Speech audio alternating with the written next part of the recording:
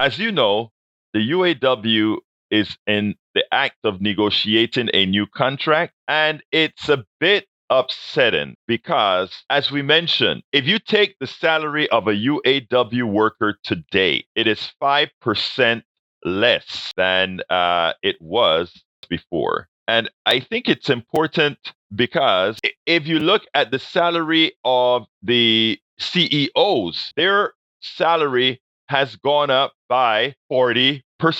You didn't hear that wrong. Their salary has gone up by 40%.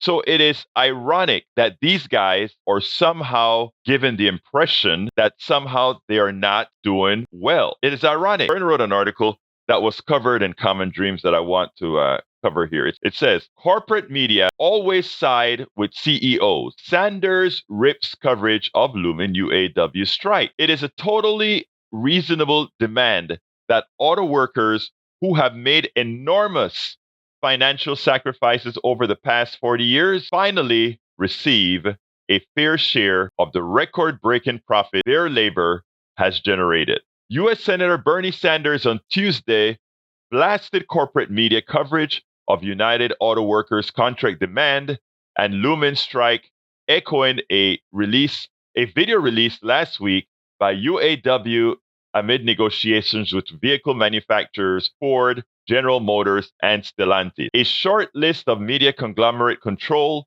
the vast majority of what the American people see, hear, and read. And that is clearly on display with the labor conflict between the union and the big three, Sanders argued in a statement, highlighting that the major reasons as to why auto workers might go out on strike have been rarely, if ever, focus of the corporate media's coverage. In the first half of 2023, and these are the numbers that I really want you to concentrate on now. This is like very important.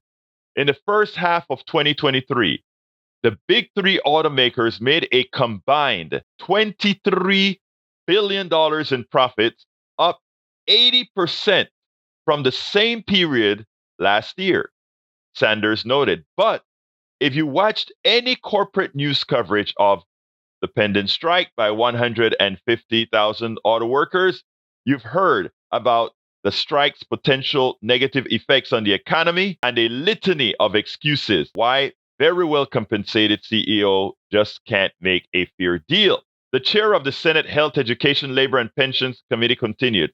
You won't hear that last year, the CEO of General Motors raked in about $29 million. One person, $29 million in compensation.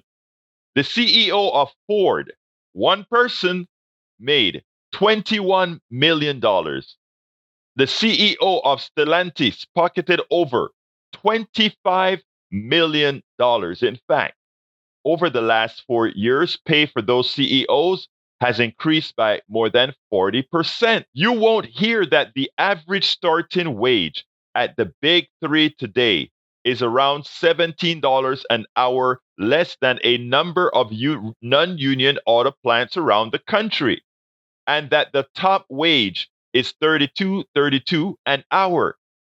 You won't hear that unbelievably over the last 20 years, the average wage for American auto workers has decreased by 30%. You won't hear that after adjusting for inflation. You won't hear that auto workers at the big three are earning less today than they did 15 years ago. In other words, wage stagnation.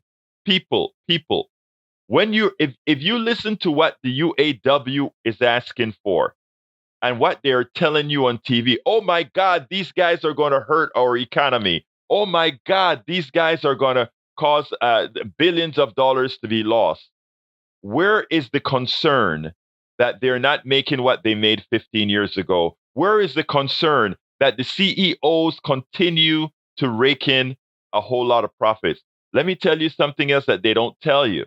They don't tell you that sales of cars went down, but the prices of cars went right straight up and the profits went straight up. In other words, I use less material because I make less cars. I increase the prices of the cars, which means I'm not only using having to purchase less material, I'm making more money on the materials that I've already purchased. And all the spoils of that increase in prices, etc., inflation, didn't go to the average American worker, to the auto worker. All that inflation went to the executives. Yet they want to make the worker the villain. They want to make you feel like you are demanding something undeserved. We have to stop allowing the corporate media and all these other folks to change what reality is. We have got to stop and prevent them from changing what reality is. Of course, none of this is new. The corporate media will always side with CEOs and shareholders, he added. Despite what you might hear in the corporate media in the coming days, what the UAW is fighting for is not radical. It is the total responsible demand that auto workers who have made enormous financial sacrifices over the past 40 years finally receive a fair share of the record breaking profit their labor has generated. And let's remember that all the profits that any corporation makes, every penny, every single penny of these profits are created on the backs of workers. So workers don't need to apologize for asking for their share of the increased profits that they're getting. They shouldn't apologize for the inflation in the cars when the inflation in the cars has nothing to do with supply and demand, but exactly what again? But with corporations saying we want to increase the margin for our shareholders and margins for our executives, but they care not. They do not care about the American worker. So, folks, when you're watching the news and you're seeing, and they make you believe like these workers are asking for something that they don't deserve, they want more money than anybody else gets. When you hear that on the news media, remember who pays for the news media. Remember whose money is paying for all of this. Let's not forget that. Again, who's on the worker side? Now, I don't believe in just complaining and complaining without solution.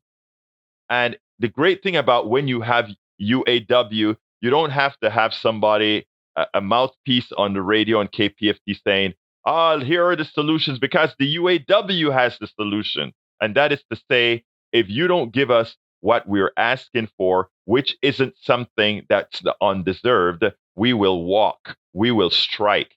That is the solution. The solution is for workers, all workers, unions or otherwise, to say, you don't pay us our worth. You don't pay us for that profit that you're making. You don't pay us for that Mercedes Benz that you have, for that, I don't even know the name of expensive cars, for that Ferrari that you have. If you want to drive that, you pay us. Because remember, the only reason you can drive the Ferrari or you can drive the BMW or whatever expensive car you can drive is because we, the worker, have produced more than produce value for you. So the solution is exactly what the UAW is doing. Along with this statement calling out the corporate media, Sanders on Tuesday published an opinion piece in The Guardian urging Americans to stand in solidarity with the UAW and create an economy that works for all, not just the privileged few. The ironic thing about it, folks, the amazing thing about it, my dear brothers and sisters, is the following. If you pay the average American worker more, it creates a more vibrant economy. And the reason it creates a more vibrant economy is because people with lower means, people that are not the executives, all the extra money that they get, they pay off bills, they buy more stuff, they have more vacations. So more things happen and the wealth is spread around more evenly, right? In other words, if that CEO doesn't make $21 million, but instead makes $1 million, which is more than he's worth, instead of making, what has that CEO done? I repeat, what has that CEO done in and above the worker who's building that car, for him to make $21 million when that other person is making $60,000? What's the point?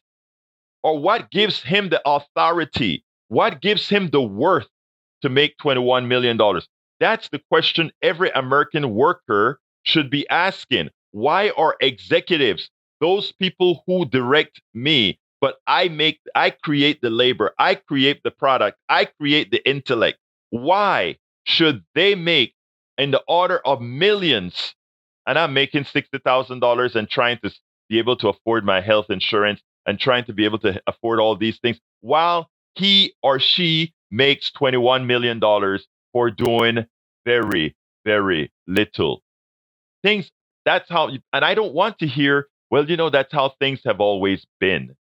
What I want to hear is exactly what the UAW is doing. This is what we demand. We spend a lot of time deconstructing the news, trying to parse it into a form that everybody can understand. We try to find those little nitpicks where it flies above the fray, etc. If you really like these videos that we do, I want to ask a big favor. Please go ahead. Number one, subscribe to our channel, and number two, please join if you can. Thank you so kindly for watching. Keep watching. Please remember to share. We must populate the entire internet with our progressive message, a message that we know is what most Americans say that they want. So help us, please join.